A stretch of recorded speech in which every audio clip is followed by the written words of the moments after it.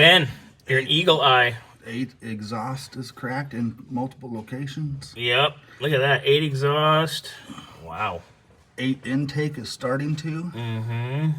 And there's a big chunk here on what? 6. On 6. Intake. Something got inside there and started painting that. Beating that around. Look at that. You can see it. It's bing, bing, bing, bing. So, Gary, this is 3 rockers minimally. This is a problem. I have a set of rockers for a 289 here. It's an extra set that we have. Wow, that's bad. That's exhaust. Intake starting to crack. Clear. My God. But this side, over here, Ben, we checked these. These are good to go. And then I want to go shoot the valve covers. 1 through 4 are good.